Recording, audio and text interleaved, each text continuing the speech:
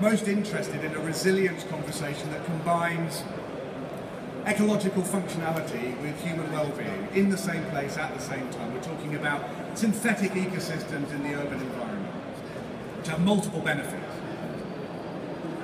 And because we work not only in ecological compliance, we provide those services to the industry, but also do place-based regeneration work for local authorities. Perhaps it's taken us too long to think this way, but we do now absolutely think about the development work that we assist with and that we contribute to as all about habitats for humans.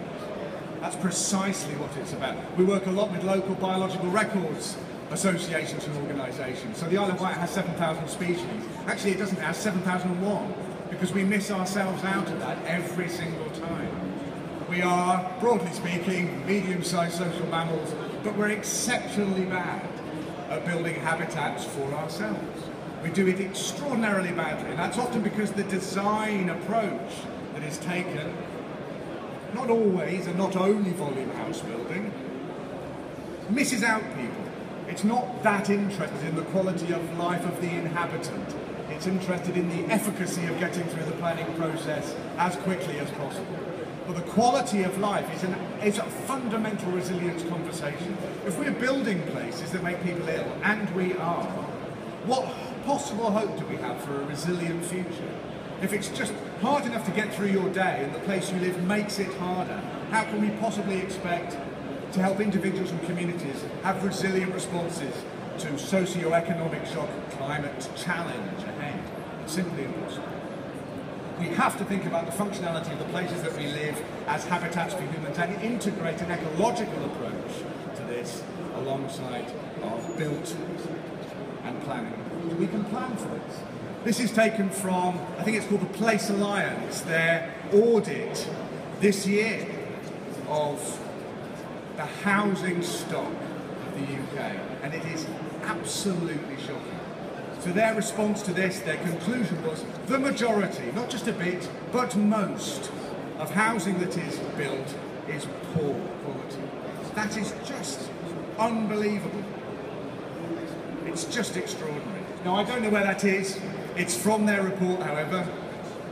I'm not trying to demonise this place, but this is just a perfect example of how we build places in order to maintain them. You just know that that place is built for efficiency of maintenance and nothing to do with quality of life at all. All it wants to hear is the sound of mowers every 2 weeks. It's not interested in birdsong.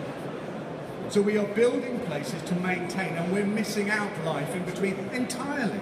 It's absolutely insane. And we're just storing up problems and issues. We're making it harder and harder and harder to respond to the challenges that are coming our way in the environments that we create for ourselves. It makes no sense at all. Instead of which, we just need to find an ecological approach that provides healthy places where we can thrive, and as a community come up with the sort of responses we are going to have to negotiate, and at the same time make room for the natural world.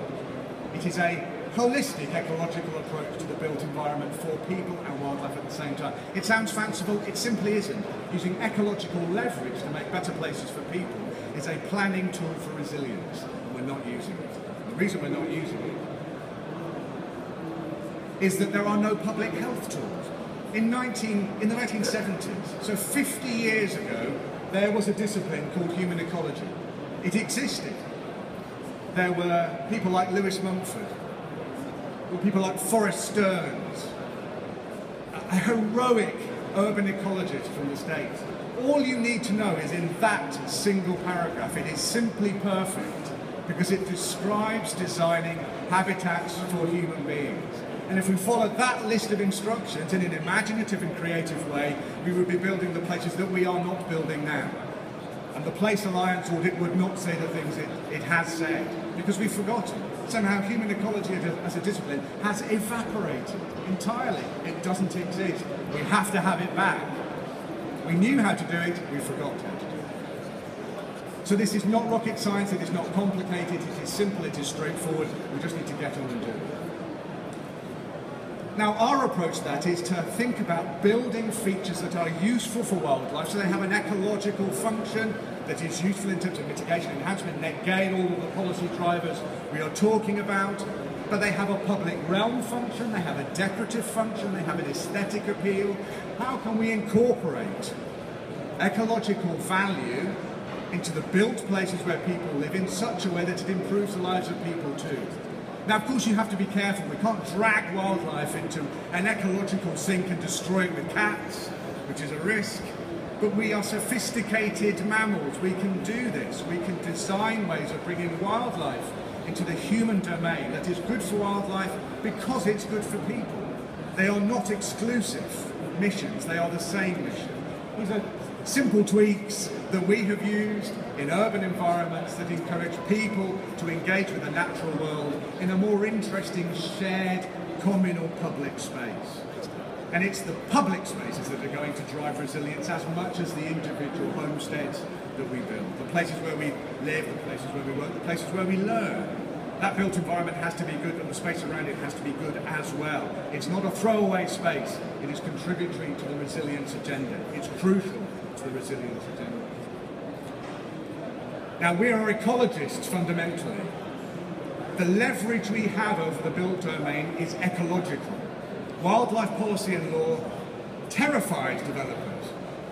You say dormouse, they're horrified. You say newt, they faint. Our job, because we do not have public health tools available to us, why is that? There is such a thing as a health impact assessment. Have you ever seen one? I've never seen one. I've never encountered one, ever. But it does exist. Why do we not have the health community contributing to the debate about the design of places in planning? I've never once seen a response in that. But we can use wildlife law to make better places for people. If we design a place that is good for dormice, that generates the best possible informal play area that you can imagine, then we're doing a good job. We're using the leverage that we have at the time that we have it. This is going to align human health, ecological health, environmental health will align in policy at some point. Wales already has a Future Generations Act. It's coming our way. But in the meantime, we have to use the ecological tools that we have. So using protected species to produce better places for people, that's exactly what we should be doing. Our obsession with pollinators is wonderful. That beautiful thing is Andrina labiata, a ground nesting bee that feeds on Jomanda speedwell. We can make that happen. We can create habitats for that. But in doing so, we have to enliven and enrich the public spaces for people, which makes more resilient places, healthier places to live. So we're talking about using ecological tools to deliver human health and well-being. We're integrating ecology and human health. And that approach fits into every part of the urban resilience debate. It fits into each part of this by using an ecological approach to the human realm that draws in the natural world. As policy drivers demand of us, we're anticipating the next resilience discussion, which is a human well-being discussion. So at every part of that chart, thinking about ecological value in the built environment delivers a better place for people. It has a carbon function too. I pay for time. It has a carbon function too. Just a quick example, if I may, just a couple of examples of how this can work in totality. I have worked on sites, I'm sure many of you are familiar with, a cut and fill development on a steep slope. And we will see a developer happily spend 50,000, 100,000 on carting off material to leave a perfectly flat, abysmally boring, dismal green thing that no one wants and call it done.